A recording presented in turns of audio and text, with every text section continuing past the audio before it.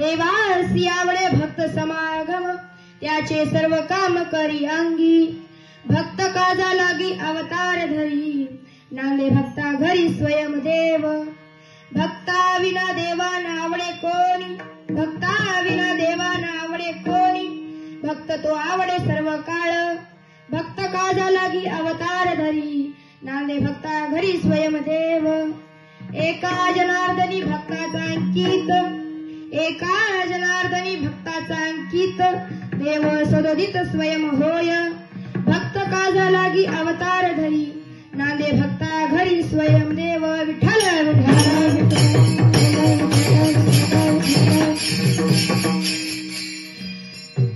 आत्मरूपू गणेशू केलिया स्मरण होय सकळ विद्यांचे अधिकरण ते जीवन दुसरी चरण श्री गुरूंचे ते नमस्कारुनी आता गुरुर ब्रह्मा गुरुर विष्णू गुरुर्देव महेश्वरा गुरुर साक्षात परब्रह्म तस्मै श्री गुरवे नमः नमो विठ्ठला राजया पांडुरंगा नमो रुक्मिणी माऊली ज्ञान गंगा नमो पुंडलिका नमो चंद्रभागा नमस्कार माझा रुक्मिणी पांडुरंगा महायोग पीठे तटे भीमरथ्यम वरम पुंडलिकाय दातुं मुनींद्रय समागत्य तिष्ठं तमानंद कंदम परब्रह्मलिंगम भजे पांडुरंग नमन दुसरे चरण संतांच्या त्यांच्या कृपादाने कथेचा विस्तारू बाबाजी सद्गुरु दास तुका कलावज्ञ जीवो धरावतारम कलंकांक तेजोदि कामोदि वक्रम खलानिश बाधा पणोधार दक्षम समाधिस्थ मूर्तिं भजे ज्ञानदेवम ओम नमो ज्ञानेश्वरा करुणाकर दयाळा तुमचा अनुग्रह लादलो पावन झालो चराचरी ओम नमो श्यामनाथा तुम्हा प्रार्थोनी आता सेवेसी आरंभी होतो आहे धन्य प्रताप पायाचा माझ्या सद्गुरुरायाचा काय व्हावे उत्तर आहे त्यांच्या चरणी माझे विठाला विठाला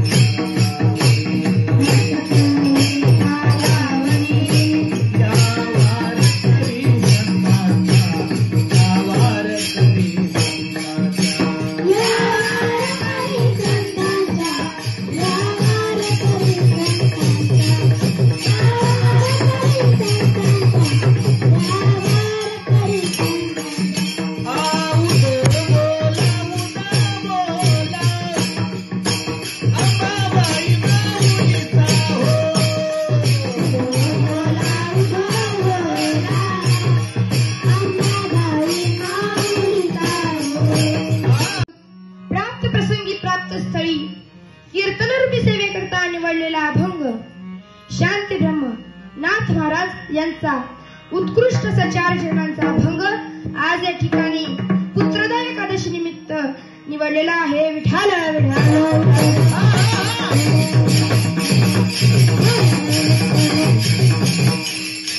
प्रस्तुत चिंतनाकडे वळण्यापूर्वी अल्पसा हा परिहार द्यायचा तो म्हणजे असा आज पुत्रदा एकादशी निमित्ताने आळंदीतील आपली राजमाता जिजाऊ मुला मुलींची वारकरी शिक्षण संस्थेत आपला नियमाप्रमाणे कीर्तन महोत्सव आणि त्या कीर्तनातील आजची सेवा मला प्राप्त झाली असे असणारे आमचे गुरुवर्य म्हणजे अंजनताई महाराज जगताप यांच्या नतमस्तक होतो व दाजी असतील आई सोहमदादा विशालदादा यांच्या चरणी नतमस्तक होतो व माझे वडील जे आमच्या गावाकडून त्यांच्याही चरणी नतमस्तक होतो या सर्व टाळकरी माळकरी ज्ञानोबा तुकोबारांच्या चरणी नतमस्तक होतो व सेवेला सुरुवात करतो विठाल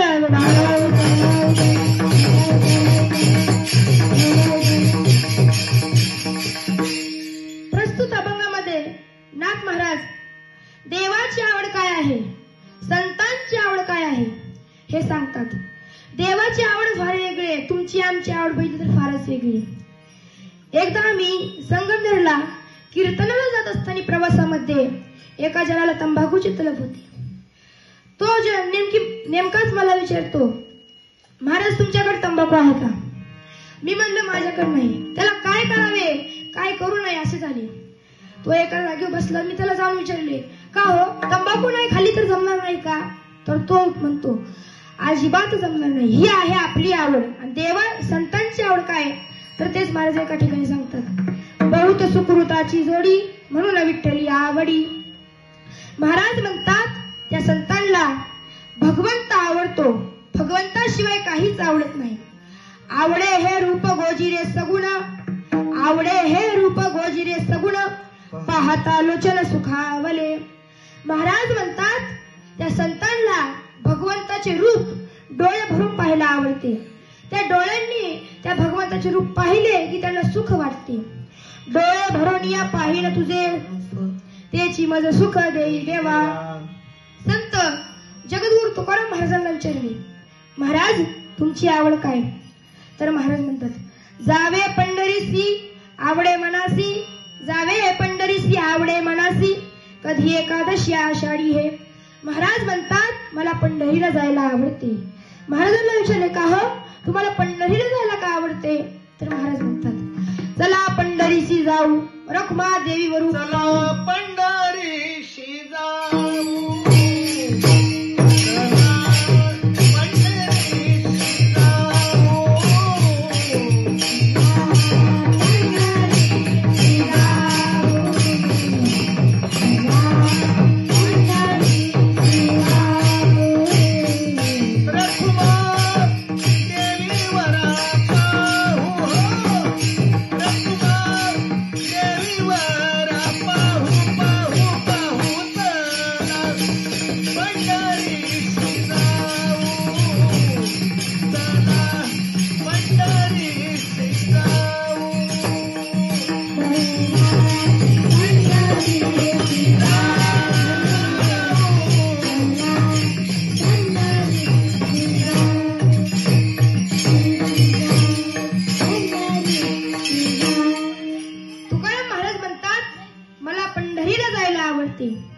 मला पंढरीला गेल्यानंतर माझी पंढरी आवडते, भीमा नदी आवडते, चंद्रभागा आवडते, माझा भाऊ पुंडलिक आवडतो, माझी माता माऊली म्हणजे माझी रुक्मिणी माता आवडते, पांडुरंग परमात्मा आवडतो, म्हणून मला पंढरीला जायला आवडते. चंद्रभागा लिंग पुंडलिक. संत माऊली ज्ञानेश्वर माऊलींना विचारले, माऊली ज्ञानराजा तुमची आवड काय आहे? तर माऊली महावैष्णव ज्ञानेश्वर महाराज म्हणतात, माझ्या जीवीची आवडी, माझ्या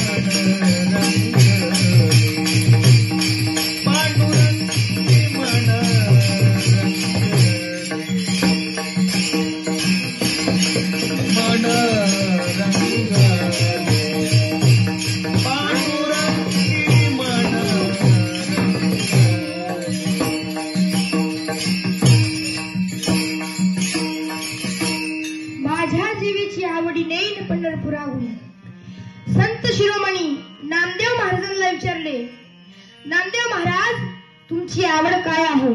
तर नामदेव महाराज म्हणतात, पंढरीचा वास चंद्रभागे स्नान, पंढरीचा वास चंद्रभागे स्नान, पंढरीचा वास चंद्रभागे स्नान,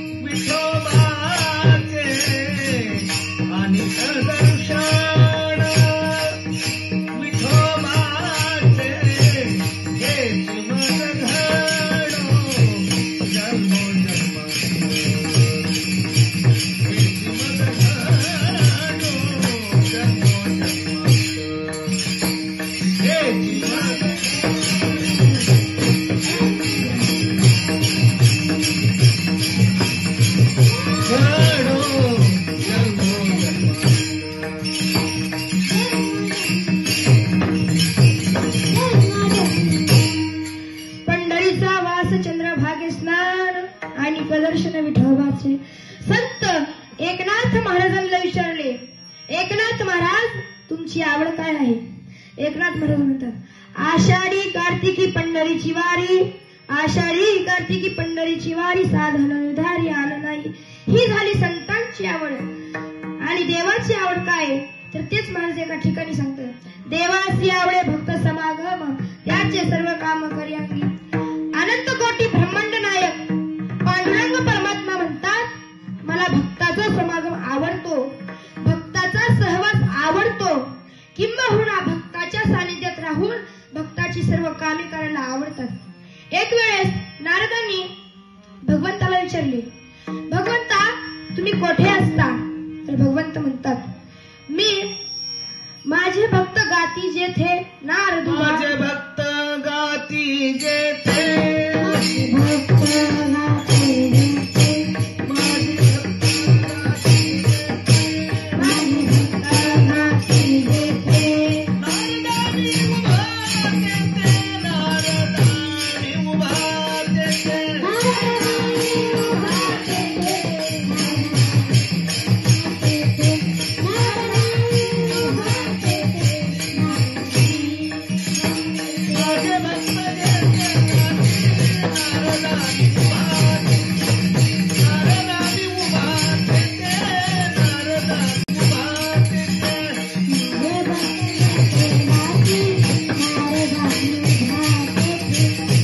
नारदानी उभा तेथे, नारदानी उभा तेथे,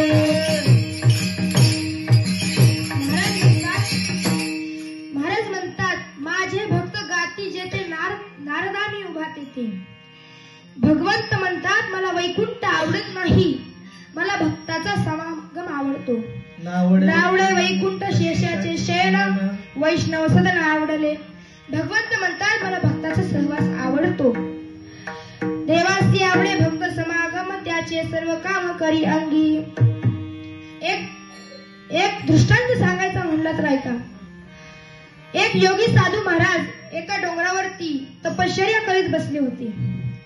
तपश्चर्या करीत असताना रुक्मिणी मातेने त्यांना स्वप्नात जाऊन सांगितले, हे योगी साधू महाराज, तुम्ही येथे तपश्चर्या करून काहीच उपयोग होणार नाही, कारण की तो भगवान पांडुरंग परमात्मा पैठणला शांत ब्रह्मनाथ बाबांच्या घरी गेले 36 वर्षे झाले कामे करत आहे. तुम्ही तिथे पैठणला जाऊन त्याला भेटू शकता. मग ते योगी साधू महाराज दर मुक्काम दर कोस करत पैठणला पोहोचले आणि एका जनाला नाथबाबांच्या घराची खूण विचारली. मग नाथबाबांच्या घराची खूण सांगितली. जयाची ये द्वारी तुळशी वृंदावन, जयाची ये द्वारी तुळशी वृंदावन, ते हे सदन वैष्णवांचे. मग नाथबाबांच्या घरी ते योगी साधू महाराज पोहोचले आणि मग नाथबाबांना आवाज दिला, कोणी आहे का हो घरात? मग श्रीखंडाच्या वेशात असलेला भगवान बाहेर येतो व म्हणतो, बाबा तुम्हाला कोण पाहिजे? मग भगवंत म्हणतो, अरे मी खूप लांबून आलो आहे, मला नाथबाबांना भेटायचंय. आताच तुम्ही सांगा बरं, भगवंताला काही कळत नसेल का हो? भगवंताला कळलं, आता आपलं गुप्त उघड पडणार. मग भगवंताने गोदावरीच्या काठी पाण्याची कावर ठेवली व तिथेच गुप्त झाली. मग नाथबाबा घराच्या बाहेर येतात. जसे नाथबाबा घराच्या बाहेर येतात तसे ते योगी साधू महाराज नाथबाबांच्या चरणावर नतमस्तक होतात. श्री संतांच्या माथा चरणावरी साष्टांग हे करी दंडवत. नाथबाबांच्या चरणावरती दंडवत ठेवल्यानंतर ते योगी साधू महाराज म्हणतात, अहो नाथ महाराज, तुमच्या घरी तो श्रीखंडाच्या वेशात असलेला पांडुरंग परमात्मा गेले 36 वर्ष झाले कामे करत आहे, मला त्याला भेटायचंय, तुम्ही त्याला मला भेटून द्या. मग नाथबाबा म्हणतात, अहो माझ्या घरी कोणीही काम करत नाही, तो भगवान तुम्हाला कोणीतरी काही सांगितले असेल. मग नंदाचा नंदना,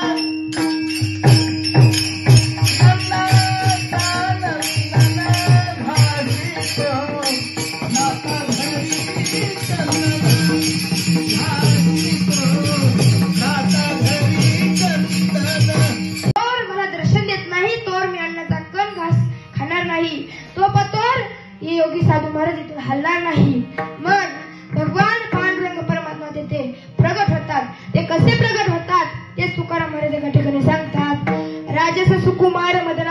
पुतळा सकुमार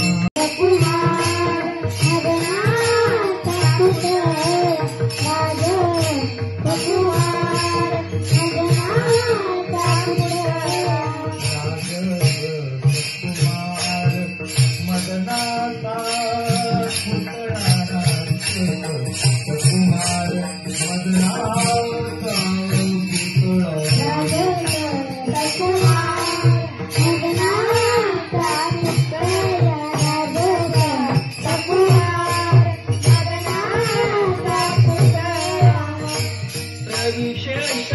पुतळा रवी शशिकळा लोकरिया कस्तुरी मळवट चंदनाची उटी रुळे माळकुंठी वैजयंती विठाला विठाला विठाला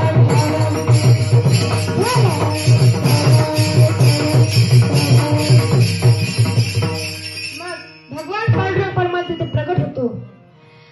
मग भगवंत म्हणतात मला हे नाथ बाबा मला भक्ताचा समागम आवडतो. भक्ताच्या सानिध्यात राहून भक्ताची सर्व कामे करायला आवडतात. त्या भक्ताच्या समागमामध्ये मला सहवासात राहायला आवडते. तेच महाराज अभंगाच्या प्रथम चरणात सांगतात. देवासी आवडे देवासी आवडे भक्ता समागम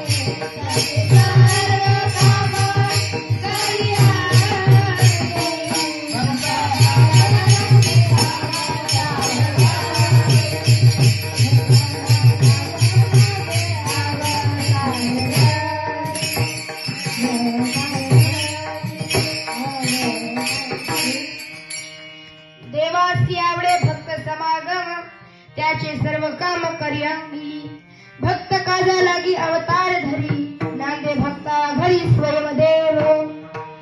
भगवंत म्हणतात मला भक्ताचा समागम आवडतो. अजून एक दृष्टांत सांगायचं म्हणलं तर खूप काळापूर्वीची गोष्ट आहे. एक नॉनव्हेज विकणारा व्यक्ती होता. तो मांस विकत होता. मांस विकत तो मांस सुद्धा विकत होता आणि भगवंताची भक्ती सुद्धा करत होता.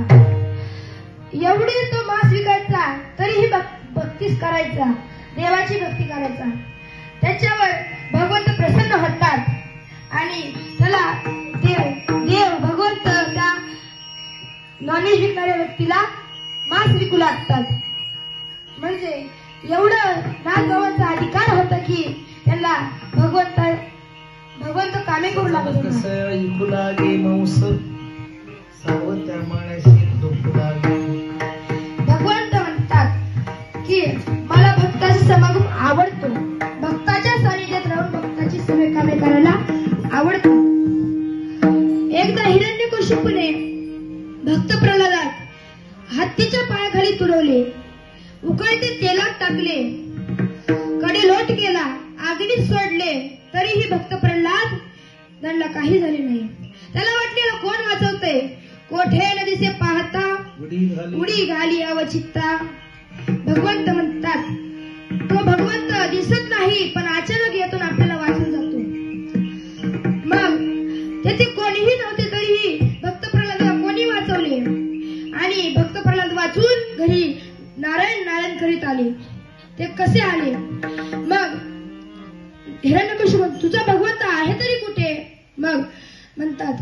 जळी सरी भरिला विठ्ठल रीता ठाव रुळला नाही. विठ्ठल जळी स्थळी भरला, विठ्ठल जळी स्थळी भरला.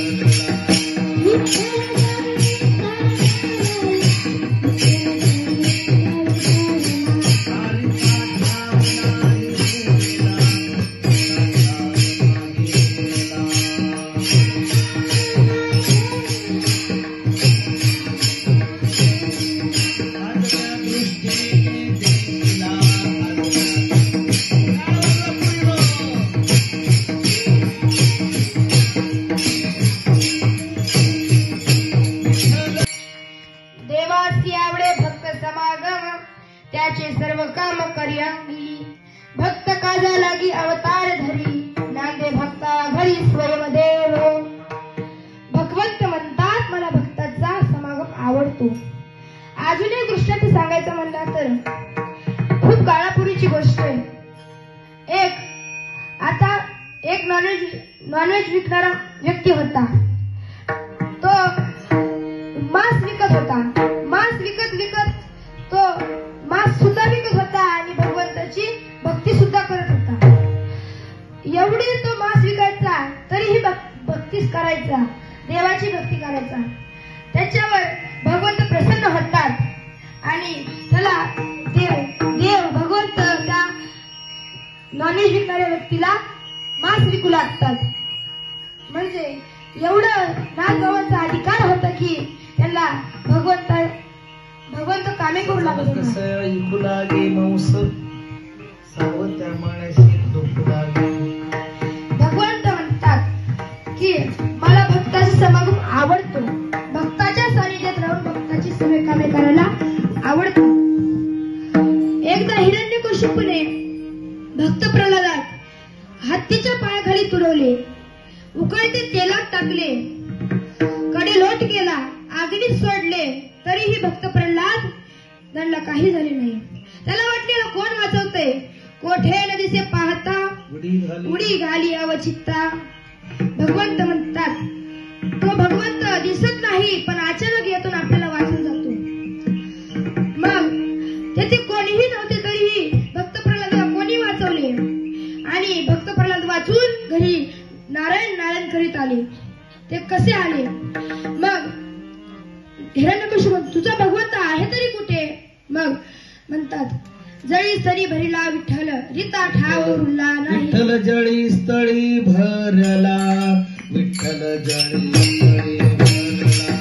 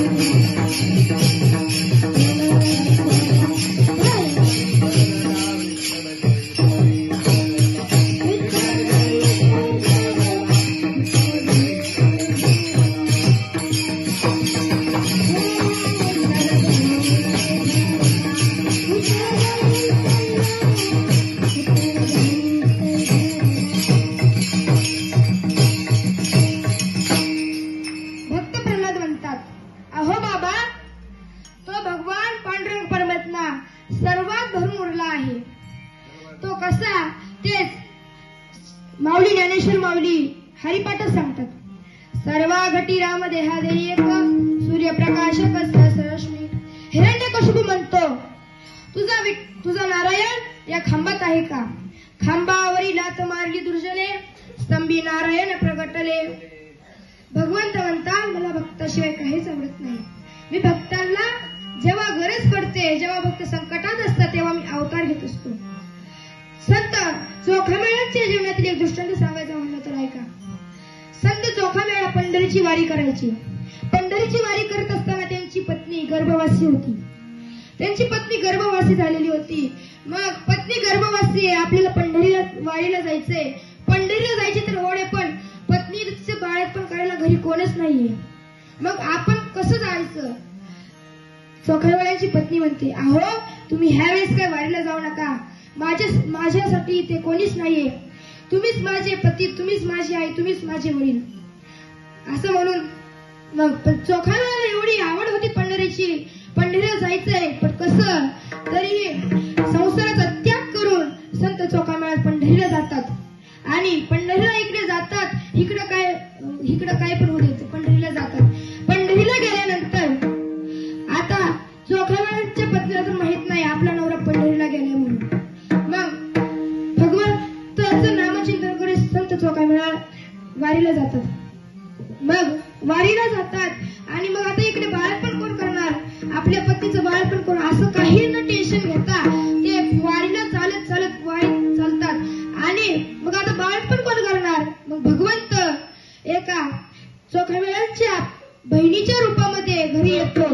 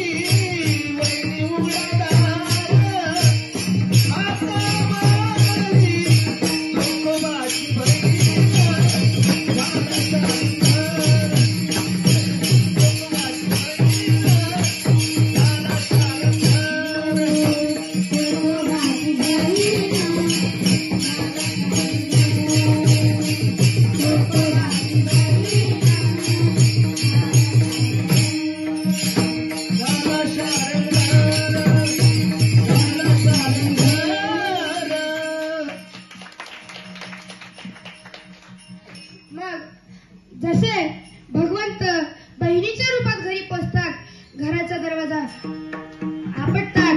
मग ती पत्नी दरवाजा उघडते. मग पत्नीला माहित नव्हतं आपल्या चोखामेळ्याला बहीण आहे म्हणून. मग ती पत्नी म्हणते, का हो तुम्ही कोण आहात?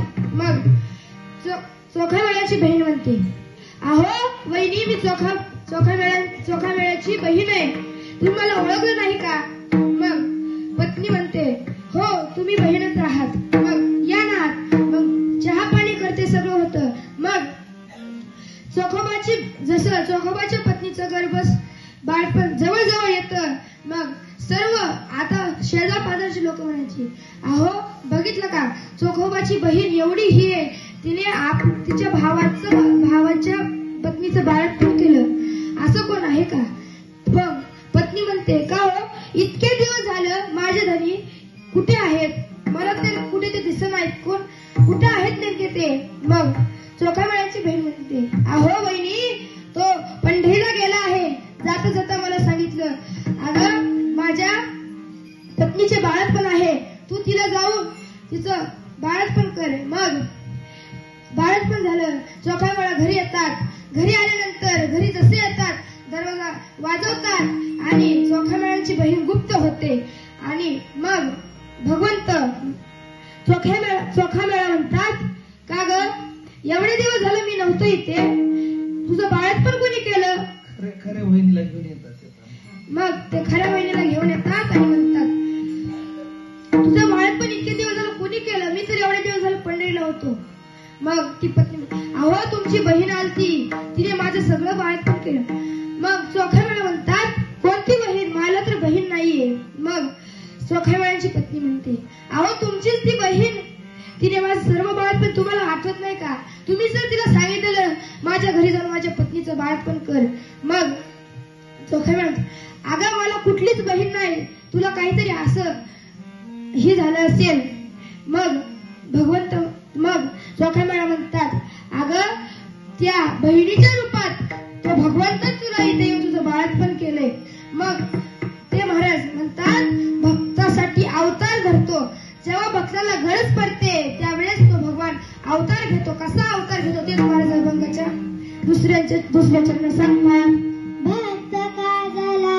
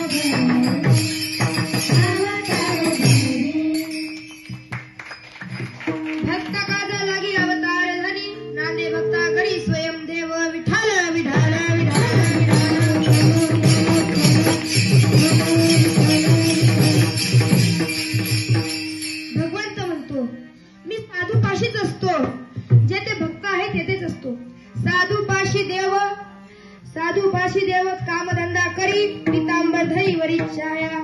भगवंत म्हणतात मला हे भक्त आवडतात. ते कोणते भक्त आवडतात? ज्या भक्ताच्या मनात काहीच नाही. जेव्हा ही भक्त मंडळी संत मंडळी कीर्तनाला प्रवचनाला हरिपाठात भजनात जात असतात त्यावेळेस मी त्यांच्या मागे त्यांच्या चपला खांद्यावर घेऊन वाजत पुढे चालत असतो. श्री संतांच्या पादुका घेईन खांदे मोचे, श्री संतांच्या पादुका घेईन खांदे मोचे, हाती ताळ दिंडी नाचीन पुढे. मग भगवंत म्हणतात मला भक्ताशिवाय काहीच आवडत नाही. मला भक्त हे सर्व काळ आवडतात. भक्त मला पण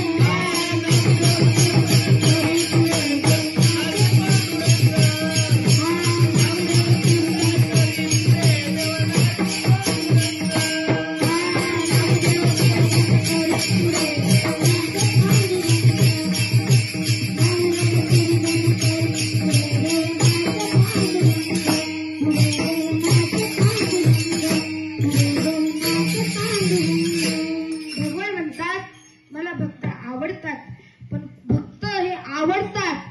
मला त्या भक्ताशिवाय काहीच आवडत नाही. आणि तेच नाथ महाराज अभंग चतुर्थी चरणात सांगतात.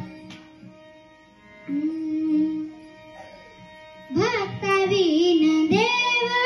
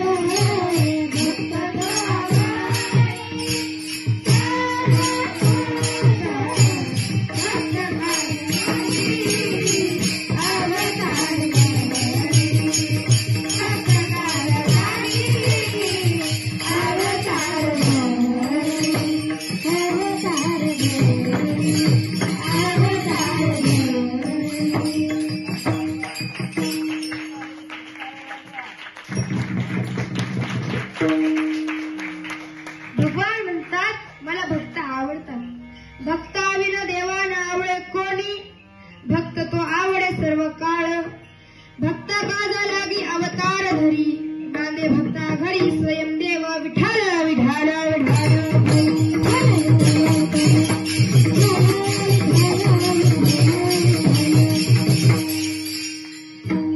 आता आपण आपल्या वारकरी संप्रदायाप्रमाणे मध्य भजन घेऊया.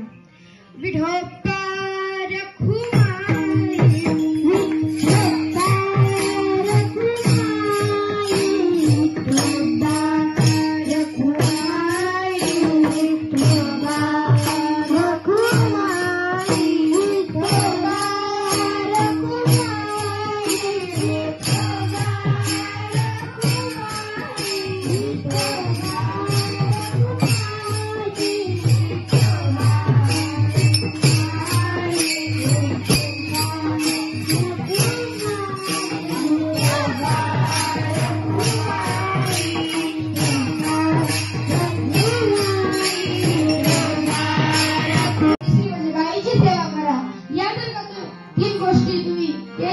आयुष्य तुम्ही तीर्थंकर झाल्याशिवाय राहणार नाही. म्हणून झालेली सेवा भगवंताच्या नतमस्तक होतो आणि सेवेला इथेच पूर्ण ज्ञानेश्वर